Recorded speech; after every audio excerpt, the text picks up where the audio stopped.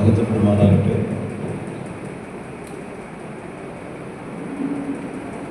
ദുഃഖത്തിലായിരിക്കുന്ന കുടുംബാംഗങ്ങളോടും സഭാജനങ്ങളോടും ചേർന്ന് ഞാനും എൻ്റെ ദുഃഖം ഈ തരുണത്തിൽ പങ്കുവെക്കുന്നു. അതോടൊപ്പം തന്നെ നമുക്കുള്ള പ്രത്യാശയും ഞാൻ ഈ തരുണത്തിൽ ഓർപ്പിക്കുകയാണ്. പല കാര്യങ്ങളും നമ്മൾ താമസിച്ചാണ് മനസ്സിലാക്കുന്നത്. ഇപ്പോഴാണ് നമുക്ക് മനസ്സിലായത് ലീലാമ്മ തങ്കരാജ് എന്ന് പറയുന്ന ഈ സ്ത്രീരത്നത്തിന് 64 വയസ്സാണ് ദൈവത്തിൻ്റെ പുസ്തകത്തിൽ കുറിച്ച് വെച്ചിരുന്നത്. നമ്മളുടെ മരണ ദിവസം നമുക്കറിയത്തില്ല. ദൈവത്തിൻ്റെ പുസ്തകത്തിൽ ദൈവം നമ്മുടെ ആയുസ് കുറിച്ചപ്പോൾ എത്ര വയസ്സിൽ നമ്മൾ മരിക്കുമെന്നുള്ളത് കുറിച്ചിട്ടുണ്ടെന്ന് നമുക്കറിയത്തില്ല. ആരെങ്കിലുമൊക്കെ മരിക്കുമ്പോഴാണ് നമ്മൾ അറിയുന്നത് അദ്ദേഹത്തിന് ഇത്രയും വയസ്സായിരുന്നു ദൈവം കുറിച്ച് വെച്ചിരുന്നത് എന്നുള്ളത്. 64 വയസ്സ് ഈ ലോകത്തിൽ ജീവിക്കുവാനിടയായി. അതോർത്ത് നമുക്ക് ദൈവത്തെ സ്തുതിക്കാം. അനുഗ്രഹീതമായ സാക്ഷ്യം പുലർത്തുവാൻ നല്ല പ്രവൃത്തികൾ ചെയ്ത കാര്യങ്ങളൊക്കെ നമ്മളിവിടെ കേട്ടു. അതോർത്ത് നമുക്ക് ദൈവത്തെ സ്തുതിക്കാം, സ്തോത്രം ചെയ്യാം. മാത്രമല്ല, നമുക്ക് പിൻപറ്റുവാൻ മക്കൾക്ക്, അതുപോലെ കൊച്ചുമക്കൾക്കൊക്കെ പിൻപറ്റുവാൻ, സഭാജനങ്ങൾക്ക് പിൻപറ്റുവാനുള്ള പല മാതൃകകളും പ്രിയ മാതാവിൽ നിന്ന് നമുക്ക് കാണുവാൻ കഴിഞ്ഞിട്ടുണ്ട്. അതോർത്തും നമുക്ക് ദൈവത്തെ സ്തുതിക്കാം. ഞാനൊരു ചുരുക്കം നിമിഷം കൊണ്ട് വളരെ അത്യാവശ്യമായി ദൈവത്തിൻ്റെ വചനത്തിൽ നിന്ന് നാം മനസ്സിലാക്കേണ്ടുന്ന ചില കാര്യങ്ങൾ ഓർപ്പിക്കാൻ ഞാൻ ആഗ്രഹിക്കുകയാണ്. യോഹന്നാന്റെ സുവിശേഷം 11-ാം അധ്യായം 26-ാം വാക്യം പലരും ഇവിടെ ഉദ്ധരിച്ച ഒരു വാക്കാണ്. അത് ഒന്ന് വായിച്ചിട്ട് ചില കാര്യങ്ങൾ പങ്കുവെക്കാമെന്ന് ആഗ്രഹിക്കുകയാണ്. യോഹന്നാന്റെ സുവിശേഷം 11-ാം അധ്യായം അതിൻ്റെ 25-ഉം 26-ഉം വാക്യങ്ങൾ. യേശു അവളോട്, ഞാൻ തന്നെ പുനരുത്ഥാനവും ജീവനുമാകുന്നു. എന്നിൽ വിശ്വസിക്കുന്നവൻ മരിച്ചാലും ജീവിക്കും. ജീവിച്ചിരുന്ന് എന്നിൽ വിശ്വസിക്കുന്നവൻ ആരും ഒരു നാളും മരിക്കയില്ല. ഇത് നീ വിശ്വസിക്കുന്നുവോ എന്ന് പറഞ്ഞു. ഇത് നീ വിശ്വസിക്കുന്നുവോ എന്ന് പറഞ്ഞു.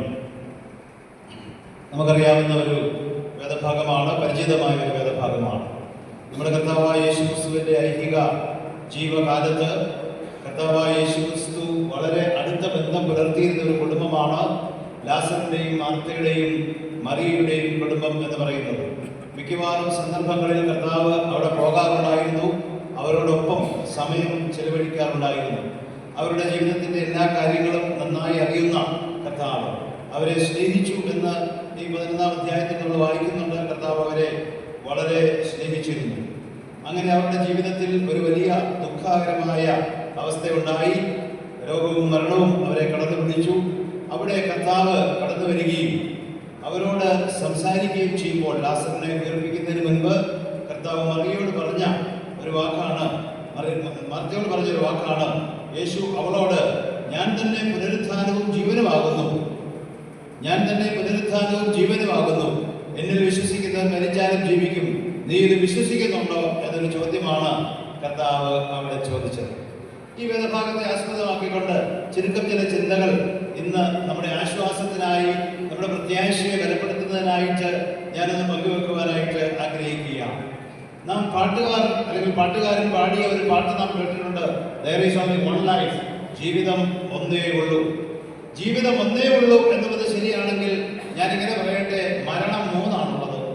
ജീവിതം ഒന്നേ ഉള്ളൂ, പക്ഷേ മരണം എത്രയാണ്? മരണം 3 എണ്ണമുണ്ട്. അപ്പോൾ നിങ്ങൾ ചോദിച്ചേക്കാം, ഏതാണ് ഈ 3 മരണം എന്ന് പറയുന്നത്? ഇങ്ങനെ പറയട്ടെ, ഒന്നാമത് പറയുന്നത് ആത്മിക മരണം എന്ന് പറയുന്നൊരു മരണമുണ്ട്. ജീവിതം ഒന്നേ ഉള്ളൂ, പക്ഷേ മരണം 3. അതിലൊന്നാമത്തേത് ആത്മിക മരണമാണ്. ഈ ലോകത്തിലെ സകല മനുഷ്യരും ആത്മികമായി മരിച്ചാണ് ജനിക്കുന്നത്. എന്ന് പറഞ്ഞാൽ ദൈവത്തിൽ നിന്ന് വേർപെട്ട് ജനിച്ച് ജീവിക്കുന്നതിനെയാണ് ആത്മിക മരണം എന്ന് പറയുന്നത്. അപ്പോൾ ആദിപിതാവായ ആദാം പാപം ചെയ്തപ്പോൾ അവൻ ആത്മികമായി മരിച്ചു. അവൻ പിന്നെയും ഈ ലോകത്തിൽ ജീവിച്ചു എന്നുള്ളത് ശരിയാണെങ്കിലും അവൻ ആത്മികമായി മരിച്ചാണ് ഈ ലോകത്തിൽ ജീവിച്ചത്. ദൈവത്തിൽ നിന്ന് വേർപെട്ടാണ് ഈ ലോകത്തിൽ ജീവിച്ചത്. മനുഷ്യൻ അഭിമുഖീകരിക്കുന്ന സകല പ്രശ്നങ്ങളുടെയും കാരണമെന്ന് പറയുന്നത് ദൈവത്തിൽ നിന്നുള്ള മനുഷ്യന്റെ വേർപാടാണ്, അകലമാണ് എന്ന് നാം മനസ്സിലാക്കണം.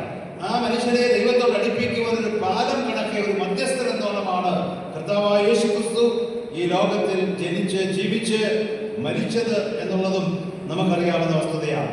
രണ്ടാമത്തെ മരണം എന്ന് പറയുന്നത് ശാരീരിക മരണമാണ്. അതാണ് ഇവിടെ സംഭവിച്ചിരിക്കുന്നത്.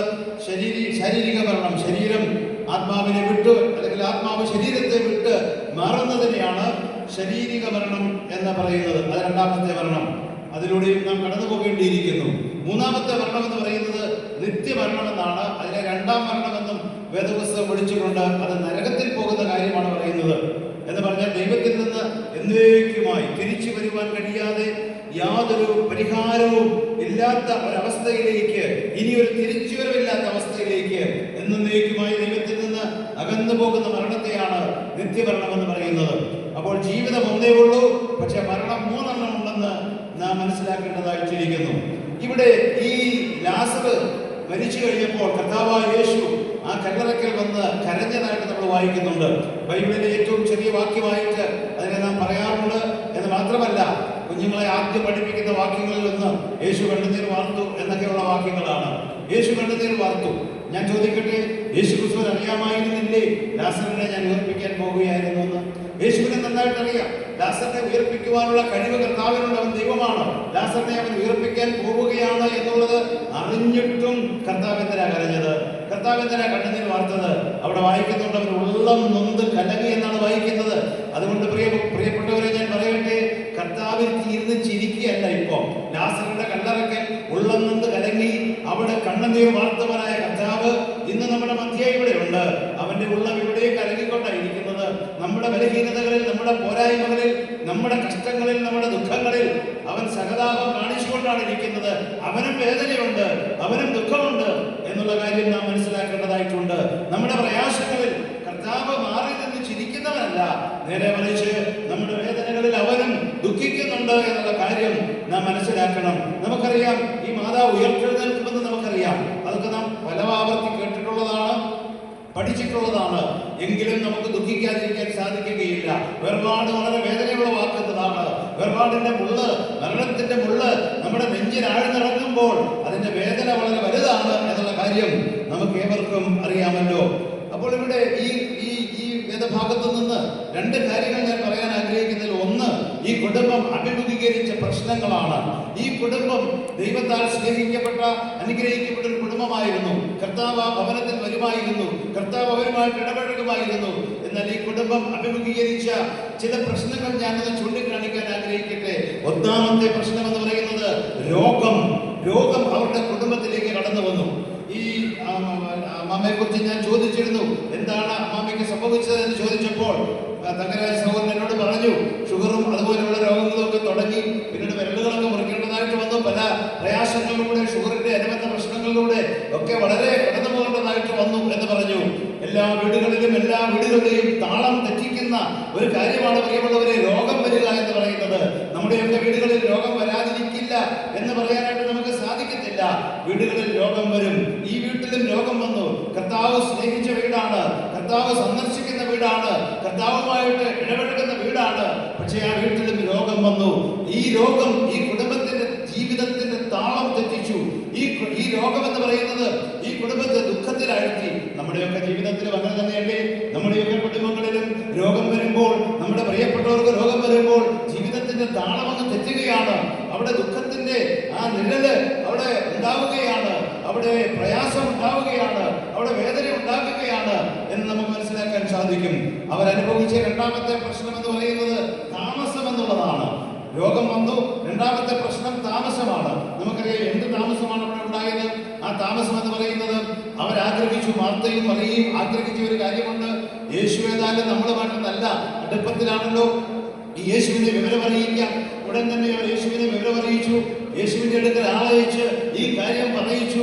യേശു ഈ കാര്യമൊക്കെ അറിഞ്ഞു. പക്ഷേ അവര് വിചാരിച്ചതുപോലെ, അവര് പ്രതീക്ഷിച്ചതുപോലെ കാര്യങ്ങൾ അവിടെ നടന്നില്ല. അവര് പ്രതീക്ഷിച്ചതുപോലെ, അവര് പ്രതീക്ഷിച്ച സമയത്ത് കാര്യങ്ങൾ നടന്നില്ല. അതാണ് അവർ നേരിട്ട താമസം എന്ന് പറയുന്നത്. എന്റെ പ്രിയ സഹോദരി സഹോദരന്മാരെ, നമ്മുടെ ജീവിതത്തിലും ഇതേ അനുഭവം ഉണ്ടാകാം. ഒന്ന്, രോഗത്തിന്റെ പ്രശ്നം നമ്മുടെ ജീവിതത്തിൽ ഉണ്ടാകാം. രണ്ട്, താമസം, ഡിലേ എന്ന് പറയുന്ന കാര്യം നമ്മുടെ ജീവിതത്തിൽ ഉണ്ടാകാം. ഒരുപക്ഷെ നാം വിചാരിക്കുന്നത് പോലെ കാര്യങ്ങൾ നടന്നു എന്ന് വരികയില്ല. ആഗ്രഹിച്ചതുപോലെ കാര്യങ്ങൾ നടന്നുവെന്ന് വരികയില്ല. നാം ആഗ്രഹിച്ചതുപോലെ സൗഖ്യം കിട്ടി എന്ന് വരികയില്ല. പല കാര്യങ്ങളിലും ദൈവം പ്രവർത്തിക്കുവാൻ താമസമുണ്ടോ എന്ന ചിന്ത നമ്മെ ഭരിക്കുവാനിടയായിത്തീരും. അതുകൊണ്ട് ഈ കുടുംബം അഭിമുഖീകരിച്ച രണ്ടാമത്തെ പ്രശ്നം താമസം നേരിട്ടു എന്നുള്ള ഒരു പ്രശ്നമാണ്. അതും അവരുടെ ജീവിതത്തിന്റെ താളം തെറ്റിച്ചു, അവരെ ദുഃഖത്തിലാഴ്ത്തി എന്നുള്ളത് സംശയമില്ലാത്തൊരു കാര്യമാണ്. മൂന്നാമത് അവിടേക്ക് കടന്നു വന്ന പ്രശ്നം എന്താണ്? മരണം കടന്നു വന്നു. ഈ ലാസർ, രോഗിയായി കിടന്ന ലാസർ മരിച്ചു എന്നാണ് പിന്നീട് നാം വായിക്കുന്നത്. മൂന്നാമത് ആ കുടുംബത്തിലേക്ക് കടന്നു വന്ന പ്രശ്നം മരണമാണ്. അതവരെ വളരെ ദുഃഖത്തിലാഴ്ത്തി. ഇനിയൊരു പ്രതീക്ഷയുമില്ല, ഇനി പ്രതീക്ഷിക്കാൻ വകയില്ലാതെ വണ്ണം അവരൊരു ദുഃഖത്തിന്റെ അനുഭവത്തിലേക്ക് താഴ്ന്നിറങ്ങുവാനായിട്ട് ഇടയായിത്തീരുന്നു. ഞാൻ അധികം വിശദീകരിക്കാതെ മുമ്പോട്ട് പോവുകയാണ്. അങ്ങനെ മരണവും അവരെ തേടി വന്നു. പിന്നെ തീർന്നില്ല, വേറൊരു പ്രശ്നത്തിലേക്ക് അവർ വീണ്ടും മാറ്റപ്പെടുകയാണ്. ഒന്ന്, രോഗം ആ കുടുംബത്തിലേക്ക് വന്നു. അത് വലിയൊരു പ്രശ്നമായിരുന്നു. രണ്ട്, കർത്താവ് വരുമെന്ന് വിചാരിച്ചു, കർത്താവ് വന്നില്ല, താമസം അവർ നേരിട്ടു, അതൊരു പ്രശ്നമായിരുന്നു. മൂന്ന്, മരണം, അതൊരു വലിയ പ്രശ്നമായിരുന്നു, അതും അവർ നേരിട്ടു. പിന്നീട് നേരിട്ട പ്രശ്നം എന്താണെന്നറിയോ? സംശയം എന്നുള്ളതാണ്. എന്താണ് സംശയം? കർത്താവ് ഇതുവരെ വന്നില്ല, അവസാനം കർത്താവ് വന്നു. കർത്താവ് കല്ലറക്കൽ പോലും വന്നപ്പോൾ മരിച്ചു 4 ദിവസമായി നാറ്റം വെച്ച് കിടക്കുന്ന അവസ്ഥയാണ്. ആ കല്ലറക്കൽ വന്നപ്പോൾ കർത്താവ് ഉയർപ്പിക്കാനായിട്ട് പോകുന്ന സന്ദർഭത്തില് അവള് പറഞ്ഞത് എന്താണ്? കർത്താവെ മരിച്ച് 4 നാളായല്ലോ, ഇനി ഇതൊക്കെ സാധിക്കുമോ? ഇനി ഒരു ഉയർത്തെഴുന്നേൽപ്പ് ഉണ്ടാകുമോ? അല്പം നേരത്തെ ആരെങ്കിലും ഉയർത്തെഴുന്നേൽപ്പിക്കാമായിരുന്നല്ലോ, ഇപ്പോൾ ഇത് സാധിക്കുമോ എന്നുള്ള ഒരു സംശയത്തിന്റെ കരിനിഴൽ അവരുടെ മനസ്സിൽ ഉണ്ടാക്കുവാനിടയായി തീർന്നു. 4 പ്രശ്നങ്ങളാണ് ആ കുടുംബം അഭിമുഖീകരിച്ചത്. പ്രിയമുള്ളവരെ, ആ 4 പ്രശ്നങ്ങൾക്കും മറുപടിയായി കർത്താവ് പറഞ്ഞ വാക്കാണ് ഇവിടെ വായിച്ചത്. യേശുവോട് പറഞ്ഞു, ഞാൻ തന്നെ പുനരുത്ഥാനവും ജീവനുമാകുന്നു. കർത്താവ് പറഞ്ഞു, ഞാനാണ് പുനരുത്ഥാനവും ജീവനും എന്ന് കർത്താവ് പറയുകയുണ്ടായി. നമുക്കറിയാം, ഞാൻ നിങ്ങൾ മനസ്സിലാക്കേണ്ട ഒരു വസ്തുതയുണ്ട്. നമ്മുടെ വീട്ടിലും രോഗം വരാം, നമ്മുടെ വീട്ടിലും ഈ താമസം എന്ന പ്രശ്നമുണ്ടാകാം, നമ്മുടെ വീട്ടിലും ഈ മരണം കടന്നു വരാം, നമ്മുടെ ജീവിതത്തിലും പല സംശയങ്ങളും ഉണ്ടാക്കുവാനുള്ള സാധ്യതയുണ്ട്. എന്നാൽ നമുക്ക് ആശ്രയിക്കുവാനുള്ള ഒരു വ്യക്തി കർത്താവായ യേശുക്രിസ്തു മാത്രമാണ്. യേശുക്രിസ്തുവിന്റെ മുഖത്തേക്ക് നോക്കിയവരാരും ലജ്ജിച്ചു പോയിട്ടില്ല. യേശു പറഞ്ഞത് ശ്രദ്ധിക്കുക. യേശു പറഞ്ഞു, ഞാൻ തന്നെ പുനരുത്ഥാനവും ജീവനുമാകുന്നു. ഞാൻ നിങ്ങൾ ഒരു ദിവസം മരിക്കുമെന്ന് നമുക്കറിയാം. ഓരോ ദിവസം കഴിയുന്തോറും നമ്മുടെ മരണത്തോട് അടുത്തുകൊണ്ടിരിക്കുകയാണ്. ഒരു മനുഷ്യനൊരു കണക്ക് ഇങ്ങനെ ഉണ്ടാക്കിയിട്ടുണ്ട്. ആ കണക്ക് ഞാനെന്ന് പറയാം. ഒരു ദിവസത്തെ കണക്ക് ഒരു മനുഷ്യന്റെ ഒരു ശരാശരി ആയുസിനെ വെച്ച് ആ സമയത്തിന്റെ ഒരു കണക്ക് ഇങ്ങനെ ഉണ്ടാക്കിയിട്ടുണ്ട്. അദ്ദേഹം പറയുന്നത് 15ാമത്തെ വയസ്സിൽ ഒരാൾ മരിക്കുകയാണെങ്കിൽ 10-ാം മണി നേരം, രാവിലെ 10 മണിക്ക് മരിച്ചു എന്ന് കണക്കാക്കുക. അതൊരു 10-ാം മണി, ഒരു ദിവസത്തിന്റെ കണക്ക് വെച്ച് നോക്കുമ്പോൾ 15 വയസ്സിൽ മരിക്കുന്ന ഒരാള് 10 മണി ആയി. അദ്ദേഹത്തിന്റെ ജീവിതത്തിലെ ഒരു ദിവസത്തിലെ 10-ാം മണിയിലേക്ക് വന്നു കഴിഞ്ഞു. 25 വയസ്സിൽ മരിക്കുന്നയാള് 12 മണിയായി എന്ന് പറഞ്ഞാൽ ഉച്ചയ്ക്ക് 12 മണിയായി. 35 വയസ്സിൽ മരിക്കുന്ന ഒരാളാണെങ്കിൽ ഏതാണ്ട് ഉച്ച കഴിഞ്ഞ് 3 മണിയായി. 3 മണി അദ്ദേഹത്തിന്റെ ജീവിതത്തിന്റെ 3 മണിയായി, ഉച്ച കഴിഞ്ഞ് 3 മണിയായി. 45 വയസ്സിൽ മരിക്കുന്നയാളാണെങ്കിൽ അദ്ദേഹത്തിന്റെ ജീവിതത്തിന്റെ സായാഹ്നം എന്ന് പറഞ്ഞാൽ വൈകുന്നേരം 5 മണി ആയി എന്നുള്ളത് കണക്കാക്കാം. 55 വയസ്സിലാണ് ഒരാൾ മരിക്കുന്നതെങ്കിൽ ഏതാണ്ട് 7 മണി, സന്ധ്യയ്ക്ക് വൈകിട്ട് ഒരു 7 മണിയായി എന്ന് കണക്കാക്കാം. 65 വയസ്സിൽ മരിക്കുന്നയാളാണെങ്കിൽ ഏതാണ്ട് 10-ാം മണി നേരത്തെ മരിച്ചു. ഇനി എത്ര മണിക്കൂറുടെ ഉണ്ട്? 2 മണിക്കൂറുടെ ഉണ്ടല്ലേ? അപ്പൊ 64 വയസ്സിലാണ് പ്രിയ മാതാവ് മരിച്ചത് എന്ന് പറഞ്ഞാൽ മാതാവിന്റെ ആയുസ്, ന്യായമായ ഒരു ആയുസ് ദൈവം കൊടുത്തു. ഏതാണ്ട് 10-ാം മണി, ജീവിതത്തിന്റെ ഒരു 10-ാം മണിയിൽ മരിച്ചു എന്ന് നമുക്ക് പറയാം. 70 വയസ്സുള്ളയാൾ മരിക്കുമ്പോൾ ജീവിതത്തിന്റെ 11-ാം മണിയിലെ മരിക്കുന്നു എന്നുള്ളത് മനസ്സിലാക്കണം. പിന്നെ 1 മണിക്കൂറൂടെ ഉള്ളൂ. 70-ഓ 80-ഓ ബൈബിൾ പറയുന്നത് പോലെ പിന്നെ ദൈവം തന്ന ബോണസ് വല്ലതും തന്നിട്ടുണ്ടെങ്കിൽ അതുമായിട്ട് ജീവിച്ചോളുക, സ്തോത്രം പറഞ്ഞ് ജീവിച്ചോളുക. പക്ഷെ ഒരു കാര്യം മനസ്സിലാക്കണം, death is nearing to us every day. നമ്മുടെ മരണം നമ്മോട് അടുത്തുകൊണ്ടിരിക്കുന്നു എന്നുള്ള വസ്തുത നാം മറന്നു പോകാൻ പാടില്ല. അപ്പോൾ കർത്താവ് ഇവിടെ പറഞ്ഞു, ഞാൻ തന്നെ പുനരുത്ഥാനവും ജീവനുമാകുന്നു എന്ന് പറഞ്ഞാൽ എങ്ങനെ കർത്താവിനെന്ന് പറയാൻ കഴിയും? എങ്ങനെയാണ് കർത്താവിന് ഇങ്ങനെ പറയാൻ കഴിയുന്നത്? ലോക ചരിത്രത്തിൽ ഇതുപോലെ പറഞ്ഞ ഒരാളില്ല. ലോക ചരിത്രത്തിൽ ഇതുപോലെ ക്ലെയിം ചെയ്ത, പ്രഖ്യാപിച്ചതായിരിക്കുന്ന ഒരു വ്യക്തിയില്ല. യേശുക്രിസ്തു മാത്രമേ പറഞ്ഞിട്ടുള്ളൂ, ഞാനാണ് പുനരുത്ഥാനം, ഞാനാണ് ജീവൻ എന്ന് യേശു പറഞ്ഞു.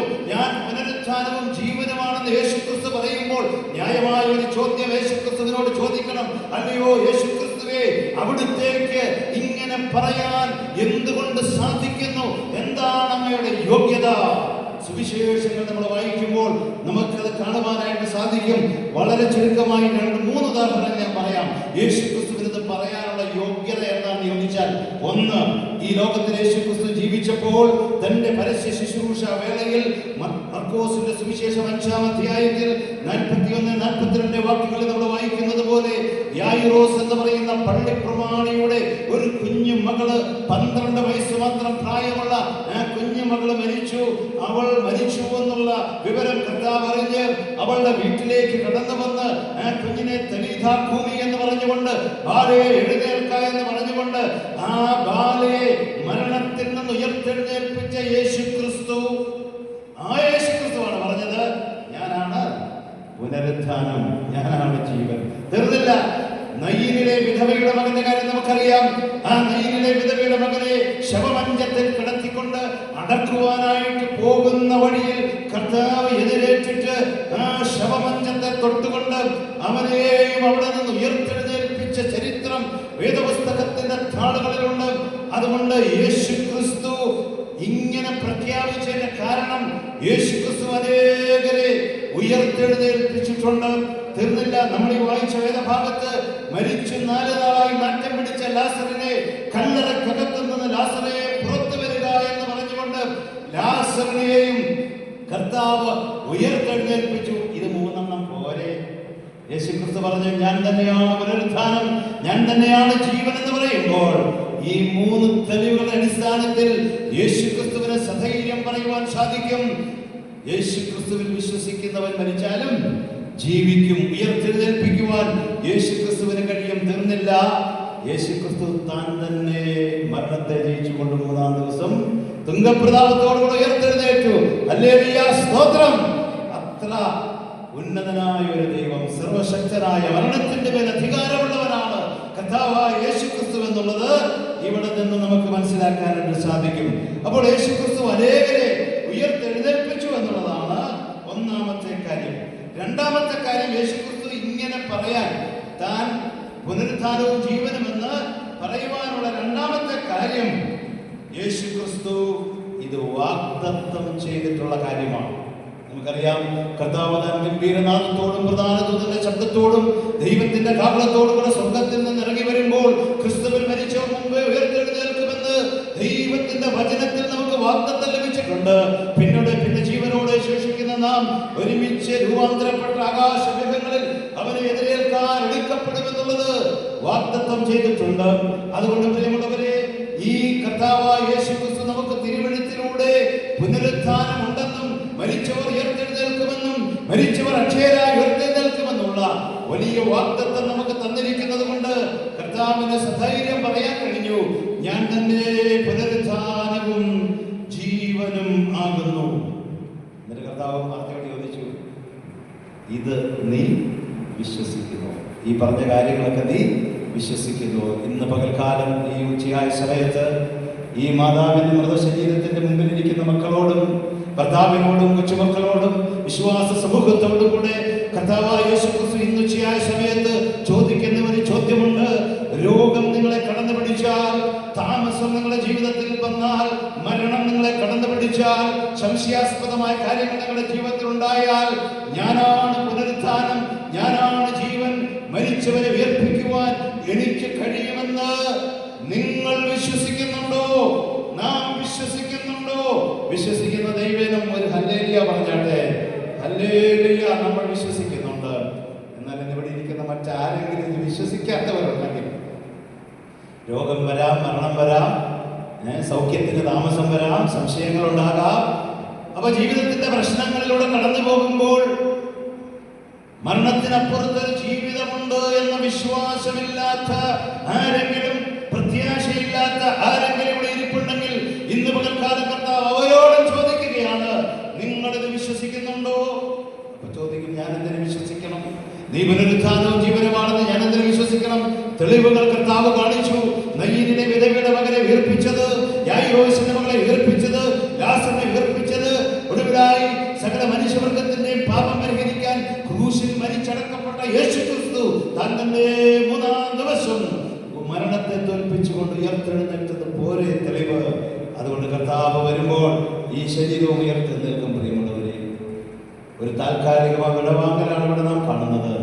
എന്നാൽ നാം എല്ലാവരും ഇനിയും കണ്ടുമുട്ടും, ഇനിയും നാം പരസ്പരം കണ്ടുമുട്ടും, ഇനിയും നാം പരസ്പരം കൂട്ടായ്മ ആചരിക്കും, ദൈവത്തോടുകൂടെ നാം വസിക്കും എന്നുള്ളത് നാം മനസ്സിലാക്കണം. നമുക്കറിയാം, എല്ലാ മരണവും നമ്മോട് സംസാരിക്കുന്നത് എന്താണ്? ഇന്ന് ഞാൻ നാളെ നീ എന്നുള്ളതാണ്.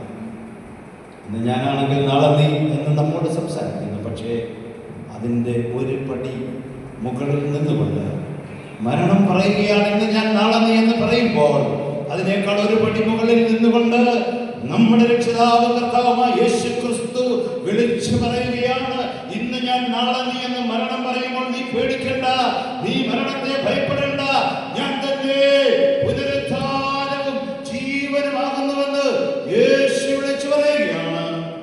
അങ്ങനെ വിളിച്ചു പറഞ്ഞ കർത്താവിൽ നമുക്ക് ശരണപ്പെടാം. അവന്റെ കാഹളം ധനിക്കാനായിട്ട് ഇനി അധികം കാലമല്ല പ്രിയമുള്ളവരെ. അവന്റെ കാഹളം ധനിക്കുമ്പോൾ ഈ പ്രിയമാതാവ് ഉയർത്തെഴുന്നേൽക്കുമെന്നും നമുക്കിനിയും കണ്ടുമുട്ടാമെന്നുമെന്നുള്ള വലിയ പ്രത്യാശയോടുകൂടെ നമുക്ക് ഈ മാതാവിന് ആ നല്ലൊരു ശവസംസ്കാരം നൽകുവാൻ ദൈവം നമ്മെ സഹായിക്കട്ടെ. മക്കളെയും എല്ലാ പ്രിയപ്പെട്ടവരെയും നഗരാജ് എല്ലാവരെയും ദൈവം വിശേഷാൽ ഈ വചനങ്ങളെ കൊണ്ട് ആശ്വസിപ്പിക്കട്ടെ എന്ന് പറഞ്ഞുകൊണ്ട് പ്രത്യാശയാണ് നമ്മുടെ ഹൃദയം നിറയട്ടെ. കർത്താവ് ചോദിച്ച ചോദ്യം മറക്കരുത്, ഇത് നീ വിശ്വസിക്കുന്നുവോ? ഉപകർത്താവേ, ഞങ്ങളത് വിശ്വസിക്കുന്നു എന്ന് പറഞ്ഞുകൊണ്ട് ഞങ്ങളുടെ അമ്മ ഉയർത്തെഴുന്നേൽക്കുമെന്ന് ഞങ്ങൾക്ക് വിശ്വാസമുണ്ട്. അല്ലെങ്കിൽ എൻ്റെ ഭാര്യ ഉയർത്തെഴുന്നേൽക്കും, ഞങ്ങളുടെ വല്യമ്മച്ചി ഉയർത്തെഴുന്നേൽക്കും, ഞങ്ങൾ മരിച്ചാൽ ഉയർത്തെഴുന്നേൽക്കുമെന്ന വിശ്വാസം ഞങ്ങൾക്കുണ്ട് എന്ന് പറഞ്ഞുകൊണ്ട് കർത്താവേ, ഞങ്ങൾ നിന്നെ വിശ്വസിക്കുന്നു, ഞങ്ങളത് വിശ്വസിക്കുന്നു എന്ന് പറഞ്ഞുകൊണ്ട് നമ്മുടെ ജീവിതം മുമ്പോട്ട് നയിക്കുവാൻ സ്വർഗത്തിലെ ദൈവം നമുക്ക് അനുഗ്രഹം നൽകുമാറാകട്ടെ എന്ന് പ്രാർത്ഥിച്ചുകൊണ്ട് ഞാൻ നിർത്തുന്നു. ദൈവനാമം വാഴ്ത്തപ്പെടുമാറാകട്ടെ.